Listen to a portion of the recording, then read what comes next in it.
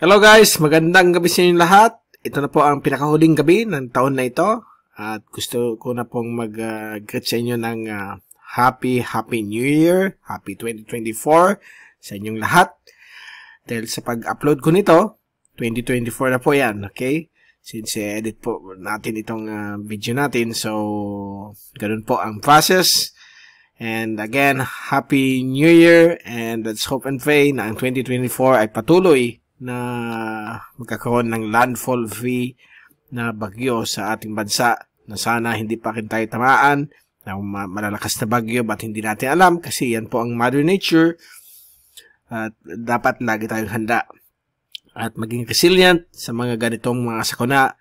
Ang maganda na yon na yung last quarter ng 2023 ay pinakita po ng Mother Nature na hindi siya nagbigay ng mga bagyong malalakas po na dumaan sa atin, na usually pag October to December doon nagkakasa o dumadaan itong mga malalakas na bagyo, but mukhang bigyan po tayo ng blessing ang ating bansang Pilipinas without any strong typhoon making landfall. So yan po ang napakagandang gift po sa atin, but let's hope ang 2024 magpatuloy pa rin na walang tatama sa atin, walang malalakas na bagyo. Okay lang yung mga mahihina, nagbibigay ng tamang-tama pong mga ulan, hopefully hindi man maapektuhan yung mga flood prone areas, but at least maging resilient enough po tayo, dahil po sa ganito pong climate change hindi natin alam what will be in store pagdating sa mga ganitong mga weather systems. And so, continue natin i-pray na sana maganda po ang ating panahon all the time.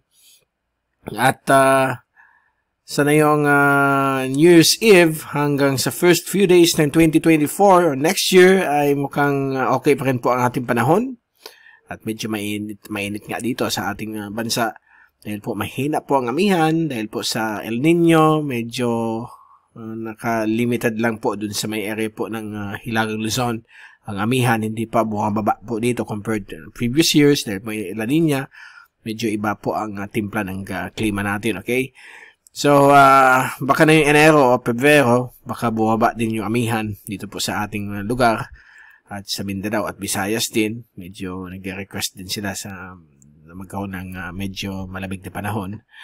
Okay? So, ito po ang ating panghuling Tagalog version of 2023. Valid po ito, December 31 hanggang Enero 2, 2024, Linggo hanggang Martes. So ito po ay pinaglilingkod sa inyo ng Typhoon 2000. And at gusto kong pasalamatan ang mga partners natin, ang Naga College Foundation, Live into the Future, one of the premier, one of the best schools sa Bicol region. At also ang Aboitiz Power, Bank of the Philippine Islands, ang Avenue Plaza Hotel, ang lokal na gobyerno ng Naga City headed by our Honorable Mayor Nelson Legacion at ang ating Honorable Congressman Gabby Bordado ng 3 distrito ng Camarines Sur. Maraming salamat po sa suporta ninyo at papatuloy natin ang itong advokasya para ma-inform po ang mga kababayan natin sa mga upcoming bagyo.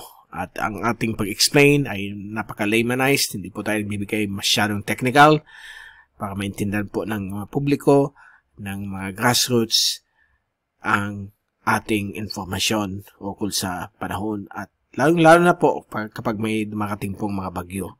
So ito po ang ating pinaka-latest GraphSat na yung last day of the year.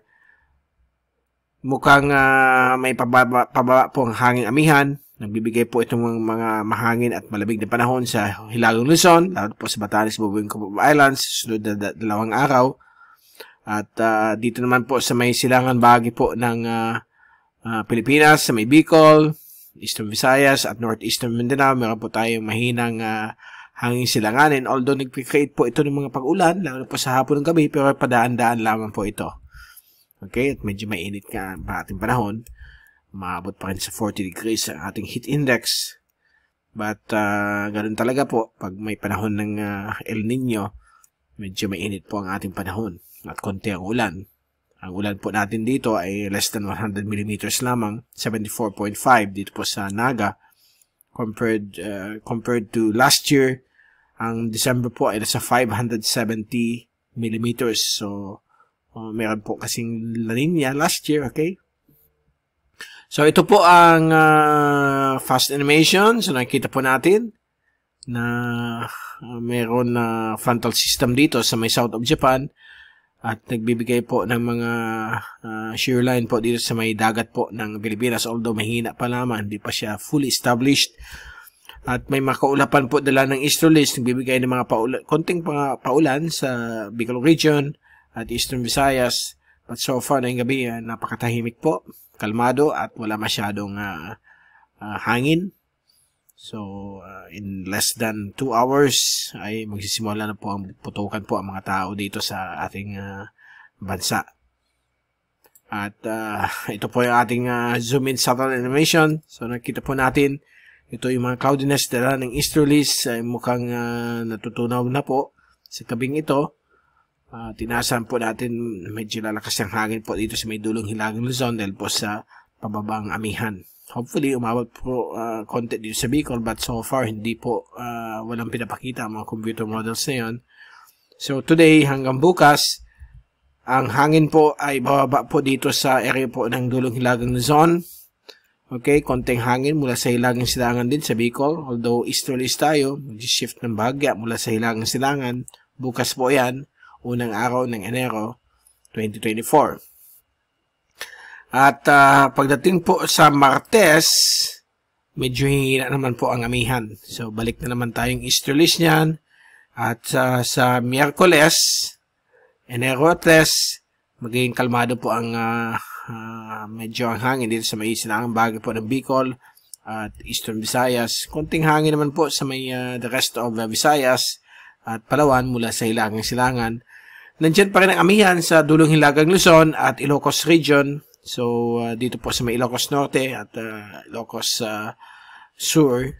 Medyo mahangin po dyan, dala ng amihan, pero konti po ang inaasahan po mga kaulapan. So, mostly mainit pa rin yan at medyo malamig ng bahagya ang panahon sa lugar ninyo. Okay, so yan po ang wind forecast. Nothing to worry. Pagdating naman po sa rainfall accumulation forecast for the next 3 days hanggang Enero 2, inaasahan po natin may mga ulan pong pwede maganap sa may Cagayan Valley, sa may Northern Cagayan, Eastern Cagayan, at gayon din po dito sa may coastal waters po ng Northern Quezon, and coastal areas po ng Northern Quezon din po, at dito rin po sa Bicol region, sa may coastal waters po ng Camarines provinces, and coastal areas ng mga lugar na ito, kasama po Catanduanes, may mga possible po mga ulan, dahil po sa easterlies at mga isolated rain showers and thunderstorms ang pwedeng mabuo po dito sa Kabikulan. At dito po sa silangan bahagi po ng Mindanao, lalo na po sa may Eastern Caraga at Eastern Davao Oriental, ay posibleng magkaroon po mga localized thunderstorms. Dulot po ayan ng easterly wind flow, yung easterlies mula sa dagat Pilipinas.